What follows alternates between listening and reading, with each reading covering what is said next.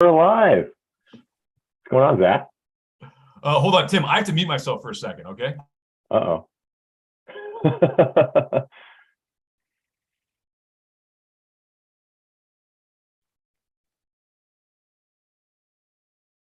All right, I'm back. Sorry, usually we have our tech team helping us with that step, but they're out here today because they're all busy preparing for the summit. So I was both tech and host. Okay, Tim, what are we doing today? What's going on? We're talking about how to build a data room so that after the top 20 pitch night, have a quick chat with the investors. And they're like, well, shit, tell me some more. What do we need to know? The answer should be you have a data room to show them. And so let's go through what we need to do on that. And what is in that data room? So listen, before we get started, today's all about the data rooms. Let's talk a little bit about Brendan and Tim's background. But for everybody's reference, both Brendan and Tim came to the original happy hours. Like I think I met Tim week 6. I probably met Brendan week 12 or something like that. They both participated in that very first investment summit. Tim is co-founder of Startups and Tea with me, helped me turn it from a happy hour to a real business. And both Tim and Brendan have a really strong background in finance. Brendan, tell us a little bit about what you do day to day. Thanks, Zach. Day to day, I spend most of my time doing fractional CFO work. I don't know, feel like I have like maybe a dozen clients or something like that. So I spend most of my time sort of in and around the startup world. I was fortunate enough in 2017 to exit a fairly large private family-owned business, and from then on, we've made investments in a variety of companies, and and then after we exited, I wasn't sure what I wanted to do, but I kind of fell into this consulting stuff, and so that's a bit about me. Awesome. Well, and Tim, what about you? Before you joined TNT, what were you doing? Well, immediately before TNT, I was with Deloitte in corporate finance, so helping other people sell their businesses. Before that, I was a part of a startup, and it was a med tech startup. We were building sensors that go on the outside of diapers. They measure the level of wetness on the inside from the outside, and then relay that information to nursing home caregivers that they know where to change the residents. So I lived in nursing homes in Maryland, Toronto, and then San Francisco, and then sold the thing out to a Swedish company that helped other people sell their companies. And then, through TNT, met Brendan, and TNT didn't really have there wasn't a whole lot of writing on the wall for what that was going to become. And so Brendan and I were off to find a business to buy, and then COVID happened, and obviously the first summit was January, February of 2020. Then Brendan and I went out to go and find something, and that didn't work out too well because the whole world fell apart. And then we started doing fractional CFO work together. And then slowly but surely, TNT consumed more and more of my time. And now I'm in Winnipeg, so just for the day, helping get the summit here off the ground. So. All right, welcome, Tim. I don't know if you noticed, someone requested that we do live transcription service while you were speaking. So now everything we're saying is being real-time transcribed. We've never done this before, but I think, hey, cool, let's try it out. So we'll see how well this works. All right, listen, both these guys work a lot helping directly startups raise capital, organize their finances, and honestly, build data rooms. In fact, the data room sort of checklist and format that we use at TNT was built by our very own Tim, Lynn, and Brendan Hance. So we've now seen 50 companies raise money through TNT syndicates just in the last 2.5 years. So honestly, the expertise and experience on the team, Tim, is growing profoundly. We've seen the good, the bad, the ugly when it comes to data rooms. What do you think is like kind of the key hallmarks about what a good data room looks like and why it's important? I think one of the keys is for it to be organized. You see someone will open a data room and it'll just be like a data dump of just documents with like weird names and things that are hard to find. And so I think one of the hallmarks of a really good data room is it being really organized well. And I'll add to that by saying that it's much like writing a good letter or email or whatever speech. Like, it's really easy to go long. It's really easy to provide a whole bunch of information that's like quite irrelevant.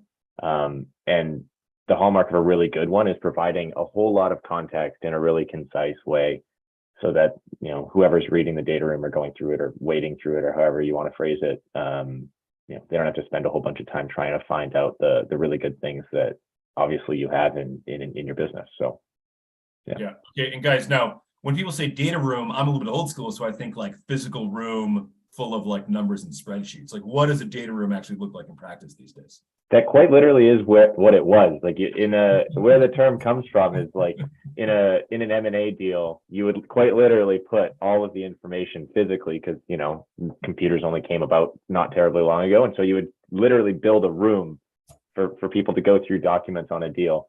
Now obviously like maintain confidentiality because the documents are literally there. And then now it's a virtual data room, but the virtual part's redundant because nobody's building a literal room for you to wade through documents in. So it's like a Google Drive folder or a Dropbox folder or whatever with like a whole bunch of nested subfolders and organized. But yeah. Okay, we're gonna start digging into like the details of what actually goes in your data room and what it all means and how to structure it. But before we do that, a question comes up a lot for all of us in this space, which is when to share the data room.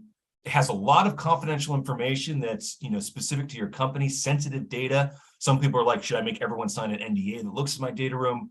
What's your general advice on approaching that question of when to share it and how to treat that confidential information delicately? Go ahead. Tim might have some input here as well, but I've seen it done in a variety of different ways, and so I don't think there's like a right or wrong answer. One of the companies that I worked with, they did like a light version of a data room, so they had sort of just like key information, but they withheld some confidential stuff, and they made a form of data room that didn't have necessarily everything in it. And then as investors got more serious down the line, they either made them sign an NDA, and then a broader room was opened up with additional confidential information. I think it depends on who you're talking to, whether you ask them or force them to sign an NDA to see the data room. I think that's probably more at the discretion of the company, but I'd welcome Tim's feedback on that. The transcription said an MBA to see the data room, but it was NDA. So you don't need to hire an MBA to see your data room. A little MBA joke. Description and service made a little MBA joke. All right, go ahead, Tim. Any further thoughts? I think a light and the opposite of that would be heavy. Like a light and a heavy data room. Like a more in-depth one is pretty useful. The process that I usually see on raising money is you'll send a deck out, or you'll get an intro or whatever. You'll have a first meeting, and then from that, either you'll get a yes, we should continue talking, or no, we shouldn't. And the yes, we should continue talking should probably follow up with like some additional information, but you also don't want to overwhelm somebody, right? It's effectively a dating process, and so you don't want to come on too strong, because then it's super weird and you'll turn the other party off. And so you just want to drip information in a really good way and build momentum to close. And so something to the effect of like the longer version of the deck with the words that's like more of a takeaway thing, as opposed to being presented like a financial model or some semblance of numbers that shows what's going on, and maybe your deal terms if you have them figured out, and maybe a couple other super key important things for them to review to be able to decide if they want to go to the next step and be able to ask you more in-depth questions and stuff like that.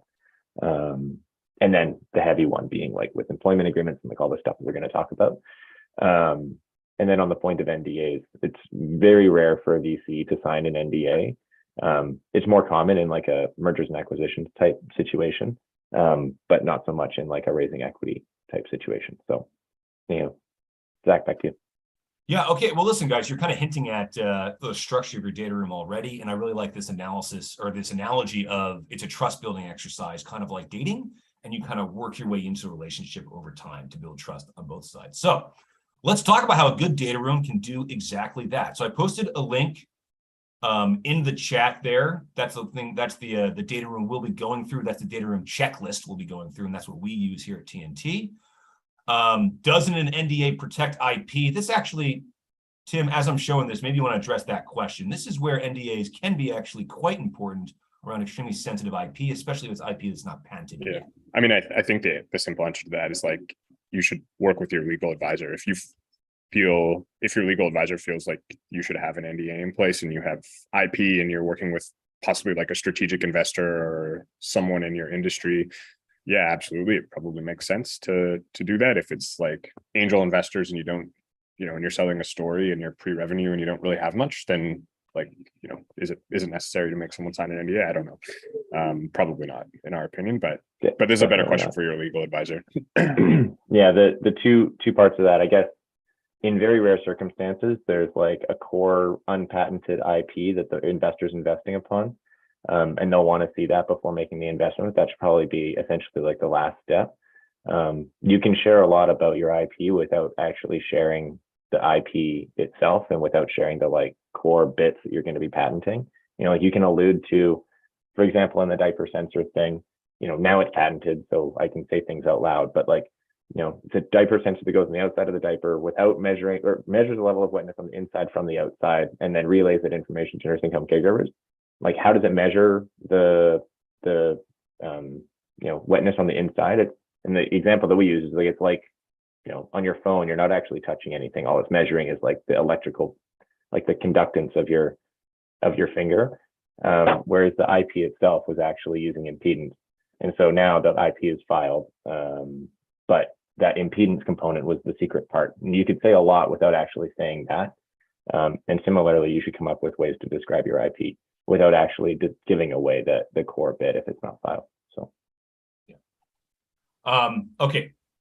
Great comments, Tim and Brendan. We got 45 minutes left here, which sounds like a lot of time, but honestly, there's a lot to talk about. We could talk about due diligence for hours. Tim, Brendan, and I once did a series where each series was 30 minutes long, and there was like 8 sections. It was all about due diligence and data rooms. It was like a 4-hour series. If everybody wants to watch that one. It's something you can fall asleep to that one pretty easily. Every now and then people still like dig that one up and they're like, Zach, that was super informative. Thanks for organizing that. So this is a little bit of a faster crash course in everything that we covered then. But listen, let's talk about maybe how this sheet is organized first. So this is our checklist. Let's just walk through, Tim, first. What are those numbers and colors that I see under score? Yeah, so we did like a heat map on how important the document is. So like a 1 is you should definitely have this type document, and then everything else it sort of decreases over the course of, it goes 1 through 5, and the colors are, also red is stop here, make sure you have it, and green, there's a few that are in there, are the opposite. But the thing to note is that, this is like a very general, a life sciences company is going to be different than a B2B SaaS company is going to be different than a consumer company, right? Like your mileage will vary, and this is like a really extensive list. Like you won't need everything on here. But the point is that it should prompt some thoughts on, is this important? Is this not important? And make decisions in a smart way. So, yeah. And, honestly, I like that analogy or the history that you told us earlier, Tim, about physical data rooms. One thing to keep in mind, an M&A deal for a company that has $100 million a year in revenue is going to have a hell of a lot more data than a company that is, pre-MVP or when we sold my family's business, it was exactly that. It took me almost a month to just put together the data room ask. Yeah. So yeah, for sure. Like, depending on the size of the transaction and what you're doing and what you're trying to accomplish, like the list and the data room can be wildly different. Yeah. Okay. And so there's like a bunch of different sections here. So you have different headings. And so is there a straightforward recommendation here where like when you set up your data room, you should have more or less folders with headings that look like this, like overview, financial? We'll go through the rest of them. Yeah. That's how we've, at the top of the call, we said, be organized. That's how I would do it is, overview folder, and then 1.1, here's our investor deck. I'd label each file using the subheadings. So inside each folder, you do subheadings. Yeah, so it's really, really organized and really obvious. And then you correspond it with the list, the checklist that you have built. Yeah. Okay. Thanks, Brendan. I had one other important point, but now I got distracted by that question and I lost sight of it. Should you let your investors download your documents? Tim looks like you already responded to that in the chat there. You want to share it with the online audience then? your answer? Yeah. View only versus download, like it's not rocket science to be able to pull documents that you're able to see. So just don't send like really confidential stuff that you don't want getting out into the world. You don't need to, you can use your discretion. And again, this is like a steady drip process as you build confidence in their ability to consummate the transaction and stuff like that. Like I probably wouldn't just like send out a download link to the entire, just like post it on your LinkedIn. Like that's probably not helpful for anybody. And so, and then somewhere in between, right? Like, but yeah, you can screenshot anything that's view only. So it's not actually protection. So. Yeah. Did you actually protect yourself with the only file? Good point. They probably shouldn't be editable. I would maybe make that recommendation. That sounds like a good practice. You don't want your investors changing data on you. Okay. So what goes in the overview? So your overview is that you guys kind of mentioned like a light data room versus more in-depth data room. The overview sounds like your kind of example of a light data room. What are the four key things you have in there? They're all red. Yeah, that would be the example of a light data room is like, provide your investor deck, maybe your financial model, how you plan on spending the investment that you're asking for. We think that Tim and I both agree that like the sources and uses of funding are probably one of the most important aspects of your raise. As an investor, I want to know like, what are you going to do with the money? And so I think that's a really important one. Make sure it's explicit. And it could be inside your pitch deck, but I think you should have it somewhere. And then the fourth one is just like proposed investor documents. So if you have, a convertible note that you're trying to raise on, and you have that subscription agreement and the convertible note agreement, then include those in the overview so that investors can see really quickly what it is that you're raising on. Yeah, and I think the use of proceeds, sources and uses, like sources is obviously the investor money that you're looking for, but it can also include, if you have revenue that's coming in over the timeline, presumably the margins off of the revenue that are coming in over that time. If you're going like BDC debt or some other sort of debt or some grants or whatever, it's sort of the holistic sources of what you're going to be then spending to be able to get to the milestone that you're saying, or milestones that you're saying that you're going to be able to get to.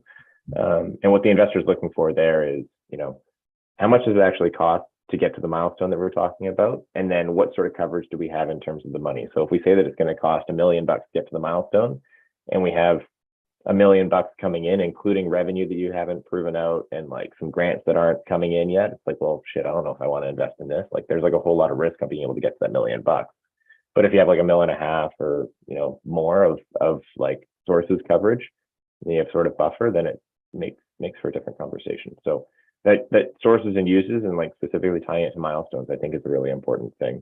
Shows that you've thought out, how you're building out your business and what you're building to and stuff like that. So. Yeah, awesome. Thanks, Tim. I like that last point. Make sure that the investors know what the milestones are that you're going to achieve with your money. Okay, let's talk financial, guys, because I think I hear a lot of like sort of discussion around how detailed your financial projections should be. So you got 2.31 in red there, budget for rest of year. Let's talk about how far out do you think startups should be forecasting their finances, and how much detail? Quarterly, annually, monthly?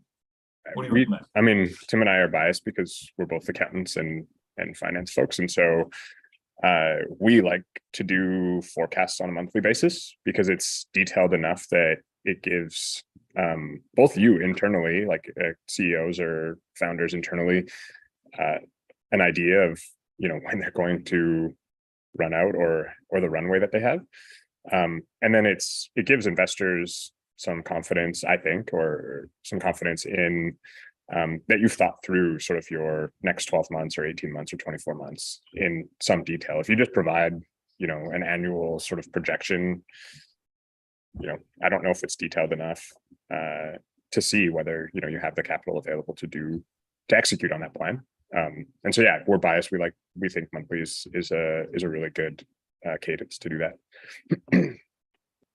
Yeah. Okay. Tim, any comments to elaborate or? Yeah, I mean, kind of like a business plan, which isn't on this list, but like a business plan or a financial model or any of these sort of like projection type documents, the point of them isn't really the document itself. The point of them is to prompt a thought a thought-provoking exercise to like think through what shit is coming down the line and how you're going to be doing it. And so decreasing the level of granularity decreases the level of granularity of thought. And so on the flip side, if like a monthly is a pretty normal cadence, especially for the short term, like, you know, what you're going to be doing in January of 2026 is like kind of irrelevant. But what you're going to be doing in January 2023 is super relevant, because you'll presumably be thinking about who you're going to be hiring and how much you're going to be spending and stuff like that. And so, especially in the short term, the monthly component is pretty useful.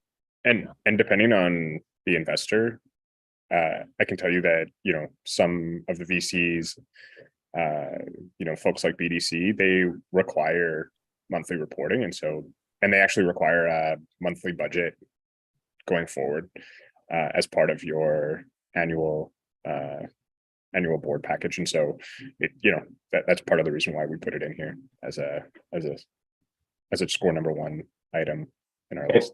And past the first meeting where the investor's interested, everything from then on is a confidence building exercise to get to writing a check. And so everything you can do to provide confidence that you're going to steward their money well, is pretty helpful. So being lazy on stuff like this, that's like kind of a quick win and is actually pretty helpful for running the business, is pretty useful. Yeah. Those are really good points. You know, I'll just maybe offer my own perspective since I'm not the finance guy, and especially for the startups. But I think Brendan makes a great point, which is a lot of sophisticated investors actually expect monthly reporting. So you might as well get used to it now. I would say personally for me, like minimum 1 year monthly on the finances. And then honestly, for startups, I don't actually know how valuable it is to predict beyond 3 years. Some people do 5 years out. Some people might disagree with me, but it's really hard to understand what you're going to be doing after, like so much is going to change in the next 3 years. So agreed 100%. Yeah, your plans are going to change probably like 7 times, know, before you get there, or 10 times before you get there. So yeah, it's largely irrelevant. Okay. Great comments, guys. You have a bunch of things there that are in yellow: accounts receivable, accounts payable. Like any just quick update on like what do those points mean and how relevant are they? Yeah. If you were to present your financials to somebody and they were to then come back and be like, well, what's up with your accounts receivable, payable, inventory? Like if there's like stuff that's going on your financials that a normal financially sophisticated person would come back with, like, explain that to me. It's helpful to just like, you know, explain it, put a document instead of having to talk about it 40 times. So especially if the amounts are material. So if like, you know, if half your balance sheet is receivables, then, you know, throw in the AR aging summary so that it's obvious what they are. You know, maybe they're customer receivables, maybe they're grant receivables, maybe it's a shred receivable, but like it's helpful to just have some context, and then it doesn't, you know, there's no question that someone has to ask you. Just makes it easier. Yeah. And the other thing is that, just to add to that, is that it doesn't have to be just an AR, in that example, an AR aging. There could be something that's going on. Either it's one time or it's a structural thing with the business, but if it's prompting a question, it's also prompting an explanation. And so, you know, whether it's you know, look, we have enterprise customers and they take 60 or 90 or 120 days to pay. And we have this really good contract with, like, you know, Suncor or whatever, and they take forever to pay, but it's like super worth it. But it, you know, obviously it impacts our balance sheet. Or this is one time and, you know, this person is super good, but they just need to take a little bit longer to pay or whatever. But a written explanation is often super helpful. It doesn't have to be formal, like on letterhead. Like you can just like a quick Word file or whatever, just typing out a paragraph and chucking it in alongside it is super useful. But the reason they're in yellow is because, you know, for earlier stage companies, startups specifically, like these are probably irrelevant, but we put it here just so that, you know, so that you think about it in the event that you do have one of those issues. Thanks for bringing it up. I wouldn't be surprised if half the people on the call, these don't apply to their companies just yet. And that's perfectly fine. That's the stage that you're at. Yeah.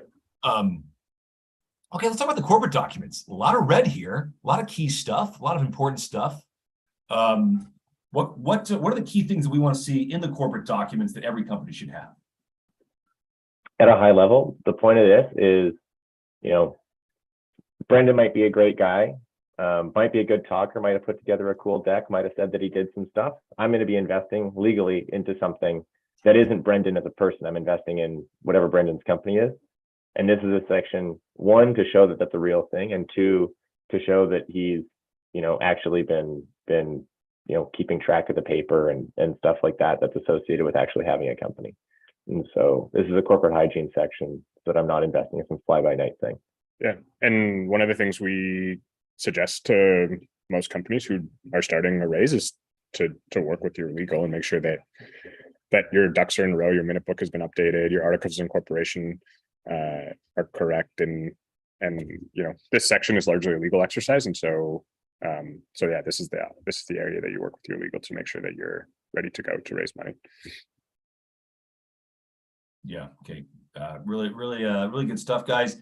I agree. Like, this is like crucial. And I think if you're on top of your stuff as an entrepreneur, like, this is like almost like the easiest big win you can make, which is putting all this stuff in there. People look at it very quickly. And it's this is like massive confidence building. These guys are serious. They put together a properly structured organization. They've thought through the basic agreements. They didn't just make handwritten notes to friends to subscribe to the routes, because if that is the case, well, now there's like a cleanup exercise that has to be done. Yeah, 100%. Okay. I don't know how much time we need to spend on this. Maybe like one thought about this, I'll just share with this. This can get expensive if you're working with, certain types of organizations. Any thought about entrepreneurs when they're out there at these beginning stages? What type of firm do they want to be looking for when setting this stuff up? Because I'll just speak from experience. I accidentally spent like 15 grand on a lawyer on things that I probably should have cost more like 5 to 8 grand, I think. But what do you guys, it's hard to reduce these costs down to nothing because they're super important and you need legal advice, but any thoughts on how to approach that part of it?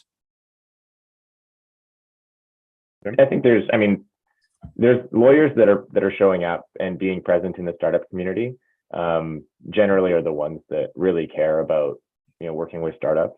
And one, they'll discount their rates. Two, they do this regularly. And so, if you're being paid by the hour, being efficient with your time is generally something that will save your clients money. And so if they do this regularly, that's helpful. And then three, if they're passionate about it and stuff like that, and they understand the long-term view on the arrangement, there's a number of firms that will offer some form of like early stage startup package, because they know that right now there's not a whole lot of cash around the table. And then, once you start getting to the raising, a couple $1 million or whatever, then you start to really properly need legal services, and things start to ratchet up for them. And so, they'll make an investment in you indirectly through discounted services. And so I don't have any specific companies to recommend, but there's a whole bunch of folks out there, with varying degrees of goodness. I think, and it's also, relevant to the company as well. Yeah. So like, if you're very IP heavy, make sure that you're working with somebody, or it could be different people, but the IP component will be heavy as well. So I would also say that it's somewhat proportionate to the amount that you're raising. If you're raising like $5 million, this stuff becomes more important, and you should make sure that you have, the right legal representative. You should also provision for, you're going to need legal to help you execute the raise, and that costs money. And so I don't know Tim, what do you think like the rule of thumb is? Like a couple % of the raise is probably like, depending on how the size of the raise, it's like, probably what you're going to end up spending on legal, but just be aware that, you're going to need some legal and accounting advice to make sure things are in order. Yeah. And, the only thing I'm going to add to this, because I think these are really important points, is to understand which legal firms, really know the startup community and serve them well. Talk to other founders, that are a little bit ahead of you, that have worked with legal firms. They're actually probably the best resource for, this lawyer really understands the startup world, and help me set it up, because it is different from sort of like your traditional business or partnership that many firms in Alberta and the prairies are specialized in. It's a little bit of a different setup. And I will say, I don't think you need to spend $20,000 to set your company up, but if you do it well at the outset, it can save you a lot of money later if you do it properly the first time. And so, I think there's that aspect too. I've seen so many times where, it's like we end up cleaning up things from like 2 or 3 years ago, and that takes more time, effort, and money and energy to do cleanup exercise rather than just getting it right the first time. So to the other side of that though, like lawyers are in the business of being risk averse. And so for sure, like with a startup, you're your job is to manage resources, and you don't need to go overkill on this type of stuff. And so it's really important to find somebody that understands the startup world and isn't just like the best corporate lawyer in whatever city you're in. Yeah. Because the best corporate lawyer in whatever city you're in is in the business of being really risk averse and usually works with big companies. And so you'll get a shit ton of documents that are completely irrelevant for your company. You'll end up spending like 30 grand constating your company, which is ridiculous. And I've seen that happen too. Yeah. Like, why did you pay for this? Okay. And that's also like, I will not invest in somebody that makes that type of decision, because that, like, what are they going to do with my money? They're just going to light it on fire on, weird decisions like that. So. Yeah, I mean, I to Brendan's point, I actually feel like a little bit of cleanup in the future is going to be inevitable when you have more money and you can afford it. So, but it's yeah, for sure. There's definitely a balance. Yeah. Okay, guys, let's go to item 4 here. These also seem like crucial documents. They're all red. Every single one of them is red. So I know that they're crucial right off the bat. Financing documents. These are the documents, to actually execute the raise, so that I understand what we're doing here. Let's walk us through the finance. In case it's not obvious though, like these are documents that we think are required if you have them. So like if you don't have an ESOP set up, it's not applicable to you and you can mark it off as not applicable. But we think that, sort of anything that you've done in the past related to prior financing. So anything that has to do with raising money, any equity holders that are currently on the cap table, all of these documents here, I think are super important if they are applicable to your company. So like cap tables, like Brendan, on this point, cap table, which is basically showing all the shareholders, can be super simple for these people. But I've seen some pretty complicated cap tables. So it's important that everybody knows what's going on. Yeah. And it's probably good for everybody to do an exercise where you understand how the raise this round and future rounds is going to affect that cap table for both the investors and the founders. Okay. ESOP agreements. Tim, what's an ESOP agreement and why is it important? I don't know what the letters actually stand for. Employee stock ownership plan, employee share ownership plan, employee stock option. Yeah. But in any event, giving your employees money through giving them shares, because you don't have money to give, so you give shares as upside incentive. A lot of times people will say that they've issued shares and they haven't actually. A lot of times it'll just be like some document somewhere. They haven't they haven't created the pool, and they haven't actually issued. They haven't provided or provision for them to be vesting over the course of time. We did a really good chat with Justin Rousseau from KRP on this topic. We spent an hour talking about ESOPs. And so, there's just look up our YouTube or whatever to find that. But yeah, this is a pretty critical one around, how big the pool is, how much you've issued, what your game plan is, all that type of stuff. What some of the employee stock option plans, some of the companies here might not have done that yet. What's your advice to people that don't have an ESOP plan in place just yet? Well, it depends on, really what your game plan is for it. There's not one size fits all. So the classic lawyer answer of it depends also applies here. But yeah, if your game plan is to be hiring, if you're raising, I don't know, $1 million because you want to go and hire 5 people, you're probably going to need to be incentivizing them to be around the table with options. And so it'll need to be set up right away. You'll need to have an idea of how much you're going to be issuing to them. And you're going to need to be working with a lawyer to set up those documents and stuff like that, either alongside the raise or shortly thereafter. But at the very least, there needs to be a plan in place. Yeah. What do you guys, just on this topic, because I don't know, we be careful about talking about these topics for too long, but do you guys see any rules of thumb out there for what's kind of a typical range of the overall stock pool that goes to the ESOP agreements? 10 to 20%. 10 to 20%. And topped up at every raise. Yeah. Okay. But again, it's super depends. Put in thought around who you need to be hiring and how much you're going to be giving to each individual and what that looks like. And also keep in mind that you're going to be giving them stock through options. You'll be giving it to them today or whatever, and it'll vest over the course of 4 years. And so you're going to be allocating stock that'll be coming due over the course of time. Some of it, people will leave, and some of it will come back to roost, and then you'll be able to use that for the next person and stuff like that. But yeah, give thought to how much each person needs. Excellent. And I think you kind of hinted at this. I just like to repeat it.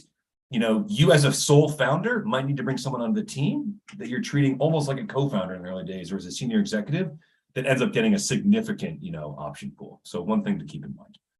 So you might go over that 10 to 20% sort of rule of thumb if you're in that situation. Okay, what is it like section 4.3? I actually think most companies in this space don't have warrants, but let's just briefly, what is a warrant, Tim, and when do you use them? Why would you use them? So funny enough, the employee stock options are also warrants. But this is talk because the difference between an option and a warrant, it's like a square versus a rectangle. Okay. A warrant is an option where the counterparty is the company. So you have the option to buy shares from the company. Okay. But the warrants and warrant holders will be, sometimes you'll incentivize investors around the table with warrants. And so you'll say, invest $1 million at a $5 million valuation today. And I'll also give you the ability to invest another $500,000 at this $5 million valuation for the next year. So then if things are going well, they can give you another 500 grand for more of the company. But the benefit that they have is the benefit of time to see whether you're executing well at the same valuation before pulling the trigger and writing you more money. Yeah, you know what? I consider this personally like a little bit more of like an advanced structure for your round, but we have at TNT seen at least one company do this quite well, where the investors fully executed all their warrants because they were really impressed with the progress of the company. So I think in that case, it worked out pretty well for everybody. They got a little extra cash a year later, and the investors all seem very happy and put more money into the deal. So it's kind of interesting structure. Okay, what's a security interest registered against the company, Brendan? Section 4.4. What does that mean? Oftentimes if a company has, let's call it, I don't know, a line of credit, for example, the bank will often require either a general security agreement or specific security interest in certain assets of the company. And so I think, providing a list of those items, if they're applicable, is an important thing to share with investors in your diligence room. Yeah, okay.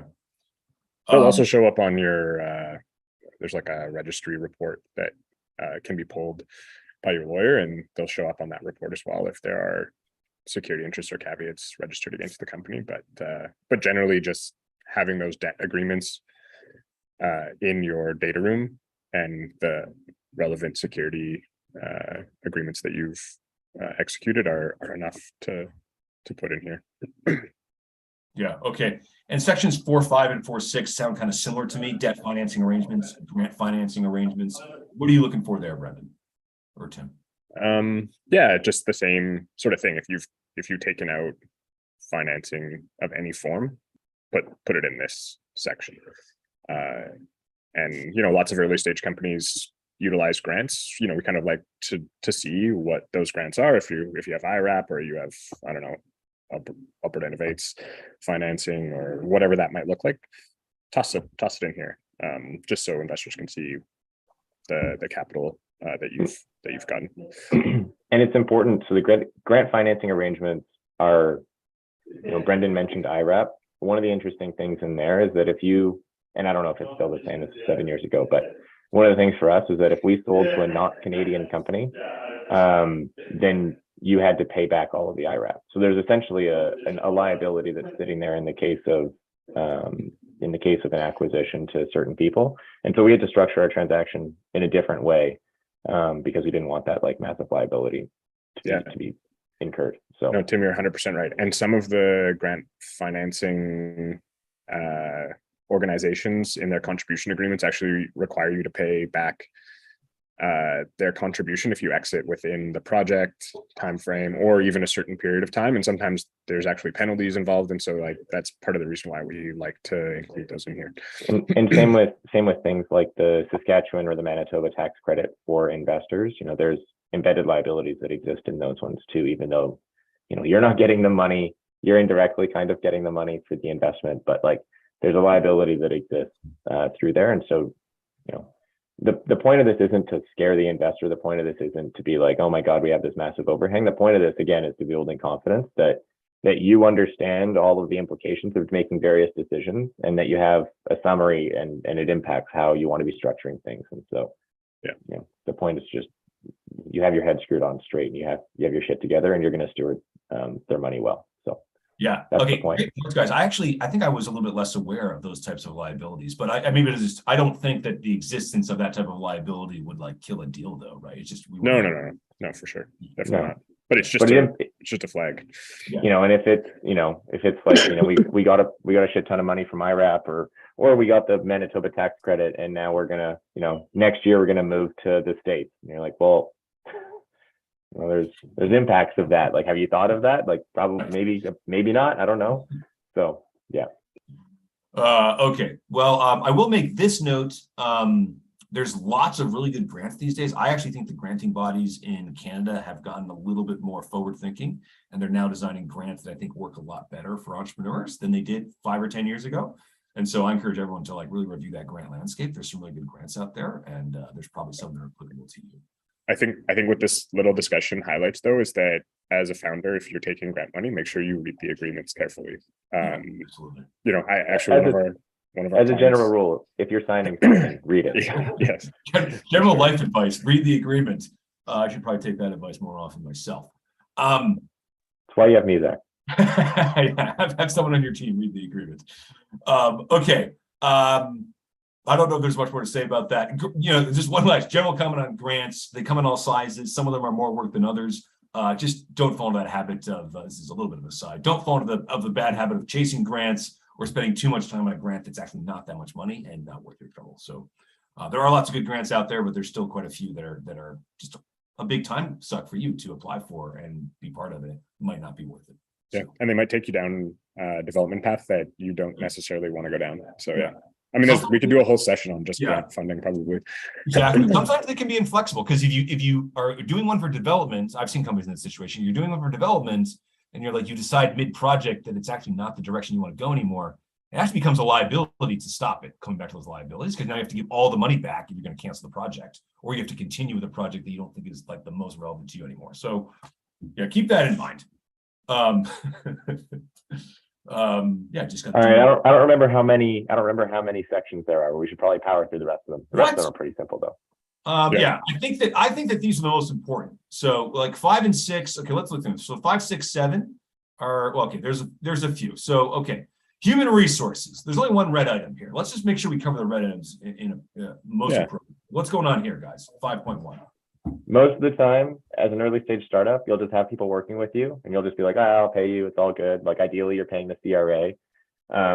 But the really important thing on an employment agreement is making sure that you have IP assignment. So, you know, you have somebody working for you, building out whatever it is, the product, the hardware, whatever. And if they don't have an employment agreement, they own it. They have to explicitly give you the ownership of the IP that they're developing. And most employment agreements will have that baked in, but you know, one is to make sure that there's actually an employment agreement, and then 2, make sure that there's a IP assignment in there. So, yeah, and another thing that I've seen more including for the founder. Yeah, exactly. Yeah, I've seen that lots where like, oh, we have employment agreements for all our employees, but the founders don't have employment agreements, and so I don't know. It's generally a good practice to just have employment agreements covered for everyone. Yeah, but like to the point, the founders work on something, they build something, they have a company, they hire people. And then I, as an investor, am going to be investing in the company, not the founders. The founders work for the company. And obviously we're investing in the founders by extension. But if the founders don't have an employment agreement with the company, they could just, you know, technically they could just walk away and go and like start something somewhere else and whatever, which doesn't really do too well for the money that I'm investing in the company that now doesn't have the founders. So, yeah. Okay, thanks, guys. You guys had the organizational chart as like yellow orange, but so personally, I actually think that's really helpful for everybody to include an org chart. I encourage everybody to look it through. Your org chart today might be super simple because you're like a one-person show, but honestly, think through that org chart. Like, what is it today? How's it going to evolve? Like, this is a good thought experiment for yourself, not just for the investors. Yeah, again, there's 5 levels. It isn't a 1 and then everything else is irrelevant. Like this is the numbers prompt you on, this is probably important. So yeah. Okay, let's go to product development, because this is actually an interesting one that I bet a lot of people don't really think about. What goes into our product development section of the data room? What do investors want to know about product development? This one's, I mean, Tim and I wrote this, but Yeah, I mean, we like to know, like, if you've spent money on prior product development, like where did that get you? What are your future plans for your product? And that could be software, hardware, other stuff. But yeah, we just like to know where you've been and where you're going. And I think if you can do that well, I think it bodes well for raising money, and being able to tell that story well is important. Now, this section could just be in your pitch deck, embedded in your pitch deck. It could be a couple appendix slides. It doesn't have to be a standalone document necessarily, but yeah, I think we like to see that as investors. Yeah, I mean, from my perspective, I think it's super useful to show how thoughtful you are. So, it's never a straight road, as you probably figured out. You always think like it's going to, 12 months, I'm going to build this thing, and then I'm going to start getting a whole bunch of sales. And then we're going to be done with product development. We're just going to be doing sales. And that's like, first of all, it's going to take longer than 12 months. It's going to be this meandering path. It's going to frustrate the hell out of you. And then, you're still going to be developing while doing sales. And so what I want to see as an outside person is that you give thought to that product development component. Because as the founder in this stage of company, you're also the product manager, because you're the one that understands the customer problem. You're the one that's overseeing the product development or doing it yourself. And you should be, this is probably the most important thing on your mind. And you're raising money to be building a product for the most part, or doing marketing. And so, this is mostly outline what you've been thinking and what you found has been going well, what you found. We started doing this, we spent a whole bunch of money, we found that this wasn't what we needed to be doing for reasons X, Y, and Z. Cool, fine. And then we, just outlining that is super useful. Thanks, Tim. Guys, you know what? Brendan kind of hinted at something here I want to get your take on. What does this look like as like a set of documents? Is this like a 10 or 20 page document, 1 or 2 page document? What is this section going to look like from your perspective? How big is it? I don't think, I'm biased, but I think like writing a full 50-page business plan or 100-page business plan doesn't make any sense, because it's going to change 50 times. But like I said, I think like a 1 or 2 slide on product dev, I think is really good. Could be like a Gantt chart, could be, I don't know, timeline or whatever that might look like. But yeah, I think this is an opportunity for founders and companies to highlight like what they've done on the product side. And if that's part of your ask and your raise, this is a definite section that you should have in your deck or in your data room. And unless, from my perspective, unless you're really you really like writing reports, which isn't most people, I think that, to Brendan's point, some diagrams or like some quick tables or whatever high level information, bullet point type stuff is super useful. And then you can use that as a conversation point, because there's no way that you're, unless you're writing a 20-page report about how you've been finding things, that is what you're spending almost all of your time on as a company. And so you can use that to guide a conversation with a potential investor who wants to learn more about how you think. And it's really helpful to structure that conversation. So not all of these things have to be like quite literally documents. It's also, can be answered through conversation or through the deck and stuff like that. Yeah, they could be visual, they could be spreadsheets. Okay, guys, let's talk about sales and customers, because there's a lot of stuff on here, and I agree with your ranking here. Like, this stuff's super critical. This is actually a pretty big section, and it's really important, especially in the diligence process. How much have you thought through the sales and customers and how you're gonna make money? So let's take it briefly, because we've only got 10 minutes left. I think, sometimes you won't have your pricing strategy figured out, but I think it's helpful to have thought as to where you came up with the number and how you came up with it. Again, just showing that you have some semblance of thought going into things. You're not just completely winging it. It'll get honed up over time, but showing how you're thinking about it, I think, is useful. Brendan, do you want to just like rapid fire through these or what? The sales and customers section. Competitive landscape.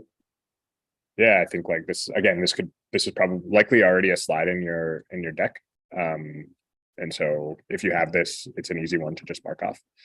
But yeah, as an investor, I just want to know who else is doing this and why you think you're better, or what you're doing in the landscape of the market. And so I think this is an important aspect to nail down as you're talking to investors. To me, the audience can respond. These actually feel relatively straightforward to me, but they're also a lot of work. And I've seen them done really well. I've seen people put together sales and customers data rooms where they have like a long list of the history of every conversation they've had with a customer. They have a detailed spreadsheet estimating how many customers exist and how much money they can make off these customers. Like that really impresses investors that you're doing your homework.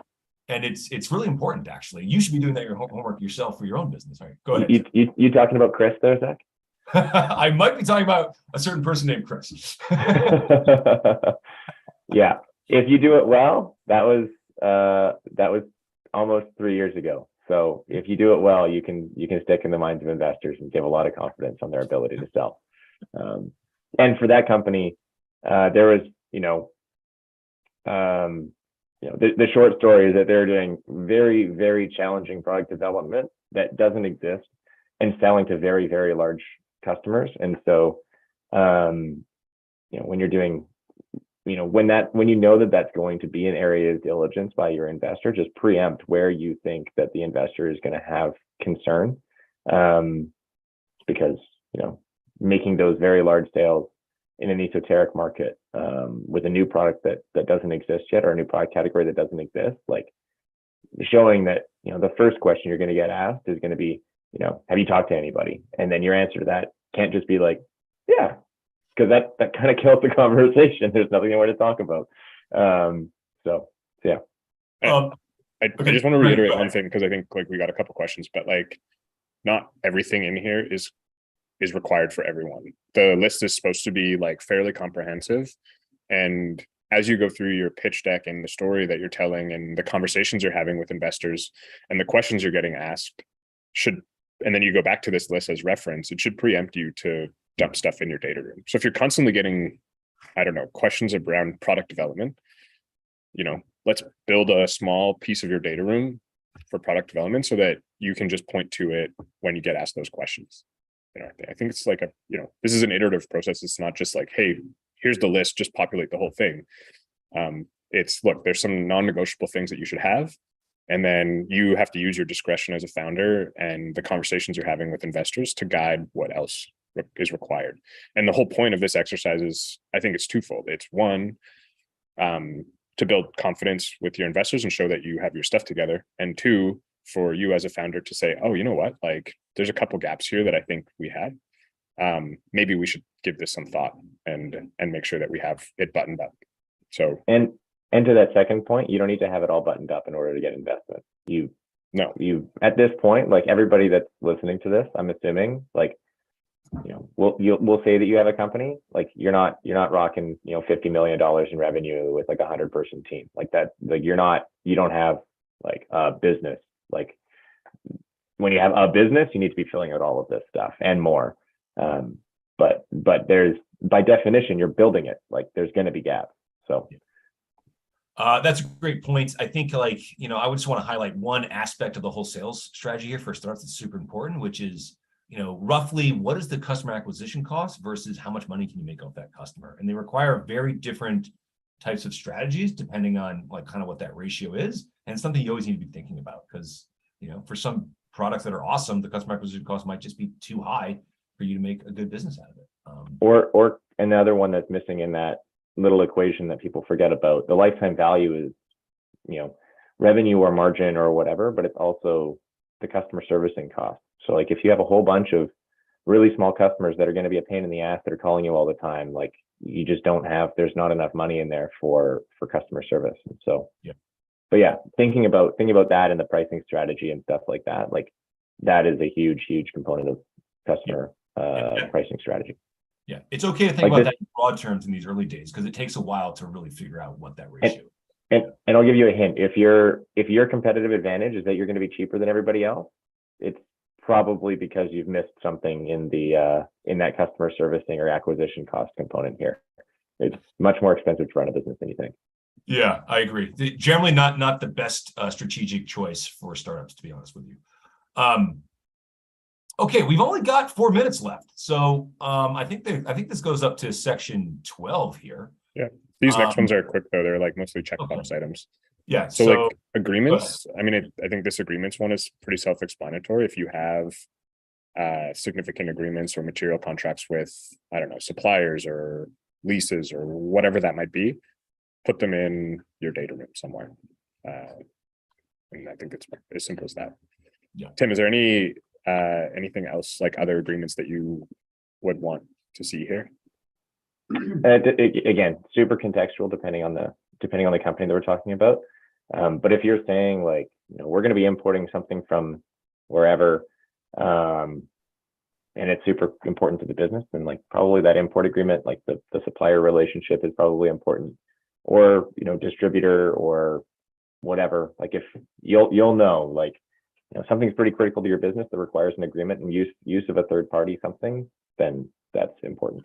especially if you're bragging about it in your pitch deck and then there's no agreement in place, that can sometimes become a bit of a red flag. And if Okay, you're spinning out, so- and to the point of the next thing, spinning out IP from the university or whatever, important. Yeah, so intellectual property is a lot more important for certain types of companies than others. And certainly where it becomes super important, especially related to agreements, is when there's a relationship with a group like a university. Yeah. And I think these can just, like, what Tim and I like to see in these sections is just a list. So a Word document, look, these are all the important contracts that we have. If someone wants to see those in detail, you can include them. But for the most part, like if you're building out these sections in your data room, make a list of the things, and then you can have the contracts as backup. Like I don't need to look at every 50-page agreement that you have, but it's nice to see, it's like, we have these 3 contracts and it's in a list form, and it's really easy for us to just like look at it quickly and then move on to the next thing. Okay, guys, well, let's do this rapid fire. Any important things to think about for either intellectual property, insurance, regulatory, data protection? Not really. I think these ones are pretty self-explanatory, and they're probably more for like established companies on the insurance side. If IP is important to your business, get an IP lawyer and have them help you with this section. Yeah. That's about it. I'm not going to be more useful than that. Yeah. Okay, Tim, go ahead and then I'll make my point. Sorry. I was going to rapid fire through insurance again. You're probably knowingly taking on insurance risk as an early stage startup. But if insurance is important to your business, you'll know that, and if it is, then include it. Like we invested in Store to Door was a winner. They have a bunch of people driving around and like doing stuff like essentially like Uber. Insurance is probably more important for them than some website. Regulatory, again, you'll know if you've broken the law. You'll know if you have a regulatorily encumbered industry. Selling pharmaceuticals is far different than selling downloads of an app. So if it's important, then cool. If it's not, also cool. And then data protection. If you're operating in Europe, probably relevant, but otherwise, unless it's something that's like crazy important to your business, it's probably not something you're thinking about terribly high. Yeah. Sometimes it is important for people with certain types of sensitive data, like in the healthcare system or other systems. Yeah. Okay, it's 11 o'clock, guys. We got through 1 hour. Nice job.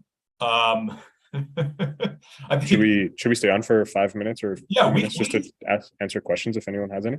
Absolutely. I've got a few minutes to stay on if people want to stay on and ask a few questions, but we have covered the meat of everything we want to get through today. And thank everybody for joining us. So if you have to sign off and move on. Someone asked for examples of unique things companies did to differentiate themselves. I mean, that's a really contextual question. Again, I think like from a data room perspective, just the organization is, I think, super important, and it's a great signaling exercise that you as a founder and your team have your stuff together and you've been thoughtful and you've covered off like a majority of the things. And so I don't know, when I open up a data room that's just like a complete mess, for me personally as an investor, I'm just I just close it. I'm like, I don't want to deal with this.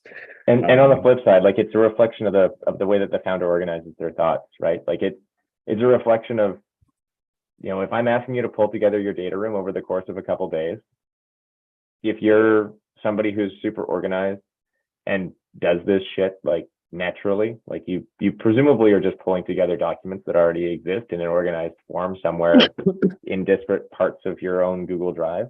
into like a summarized way for the investor to see. But if you're like some people present company included that are like just don't have it, or it's like smattered in your email and whatever, it's going to take you a long time. And so that's part of what the investor's looking for too, is, are you organized? Because if you're not organized, it's really hard to run a company. Yeah, for sure. Reducing friction, I think, is like the big thing in this. I'll just make one observation, which actually, just by being organized, you actually do differentiate yourself a little bit. And one really awesome trick you can do to be organized is if you're in the Startup TNT Investment Summit, because some of you are, some of you aren't. If this is the document our investors are going to be referencing, so you can actually take your data room and you can actually go through this and tell us exactly where you're at with each one of these documents. And there's even a column here where it says VDR location. If it's in a Google Drive, you can put a Google Drive link in there. So you could have basically turn this into an index that an investor could look at and be like, here's all the key documents. Yeah. Now to reference anything. Can you scroll up to the top, Zach? Yeah. Oh, it actually isn't in here. But one of the things, you can make it as a 1.0 or 1.5, or feel free to rearrange whatever you want. Like, this isn't, again, you can kill stuff that's irrelevant to your company and stuff like that. But you could include a document that's this or like this in even the parent folder. So like, folder 1, folder 2, whatever, but like in the parent folder that is this, or something that looks like this, that has information and context about each of the documents. And it's sort of like a map of the data room. And similarly, in each of the folders, you can have sort of like a folder map on this document's here, it has this, this, and this in it, and stuff like that. And so you're just providing context and again, like a map. The whole point is to come across that you're organized and help walk the person through it, so that they don't feel like they're wading through somebody's disorganized mind. So yeah, I can tell you in the transactions that Tim and I have worked on, this is an absolutely important part of getting deals done. Now, in early startup land, it might be a little bit different, but for the most part, I think it's a really critical thing, and it's a great thought exercise for founders to make sure that you've kind of covered off things that you might have missed. Yeah, it's also, we sit here and talk about it for an hour. We've made investments in companies that don't have a data room.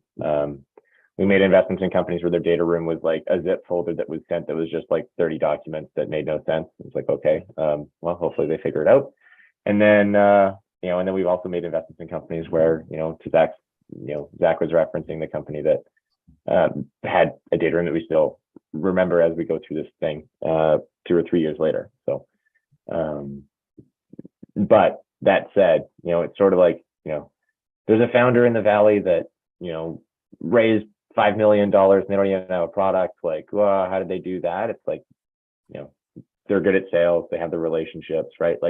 But you need to empower yourself with all of the resources that you have at your fingertips to be able to get the raise across the line, because raising money is really hard. And so this is given some time and some organization, this is a really easy way to get some quick wins and build some confidence from the investor side. Does anyone have any other questions? Just seeing if there's anything back in the chat. Now we're just rambling, the three of us. Sure. Yeah, we could shoot the shit for a while, but I'm living an hour in the future. It's lunchtime here in Winnipeg.